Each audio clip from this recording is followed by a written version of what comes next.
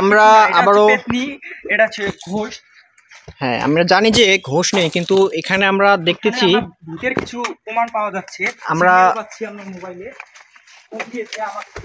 মোবাইলে সিঙ্গেল না, আমরা এখানে একটা তথ্য পেয়ে এসেছি যে এই ঘরটা কিছুক্ষণের মধ্যে ভেঙে যেতে পারে। এই জায়গায় অনেক ঝুঁকিপূর্ণ জায়গা।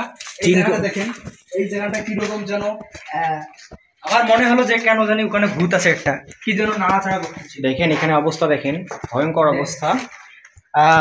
দেয়ার ইজ নো ঘোষ, যদিও আমরা জানি, তারপরও এখানে নাকি অনেক, দেখেন এই রুমটাতে আলো নেই কিন্তু প্রচন্ড অন্ধকার। এখানে কেউ থাকে না, কিন্তু আমরা এসেছি। আমি এবার আরো একটি নতুন জায়গা দিয়ে আপনাদের নিয়ে যাচ্ছি, আসেন। এবার আমি আবার বেরিয়ে এলাম সেই আগের জায়গায়। দেখতেই পাচ্ছেন এটা গোলক ধাঁধা সৃষ্টি করেছে। এখানে আসলে ভূত থাকে, তাই আমরা একটি রাস্তা দিয়ে যাচ্ছি, কিন্তু প্রতিবারে আবার ওই রাস্তায় দিয়ে বেরোচ্ছি। তাহলে বোঝেন এখানে কত ভূত আছে। আসেন আসেন, আক্রমণ করেছে। এটা কিন্তু ইট না, এটা আসলে ভূত। আসেন, এখানে আমি আপনাদেরকে একটা গুপ্তধনের খবর দেখাই, যেটিও এটা মানা ছিল কর্তৃপক্ষের, তারপর আমি দেখাচ্ছি।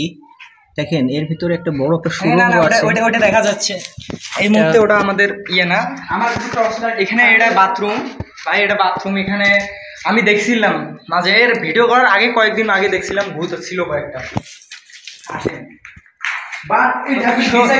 তো এটাই আমাদের সেই কাঙ্ক্ষিত ভূতের বাড়ি। আবার দেখেন ভাই আপনারা, তো আমরা এবার এই বাড়ি থেকে বেরোচ্ছি, আপনারা আমাদের সাথেই থাকুন। কে বলেছিল না এরপর আমরা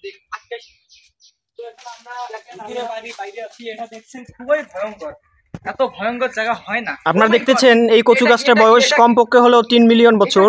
এটা কি? এটা যেন কিসের পায়ের ছাপ? এটা যেন কি দেখা যাচ্ছে? আপনারা কি জানেন এটা কি? এটা কি আসলে কত ভয়ঙ্কর দেখা যাচ্ছে আসলে। কি ভুতুরে চতুর্দিকটা দেখাও একটু, আশেপাশে বিশাল বিশাল বিল্ডিং দেখা যাচ্ছে।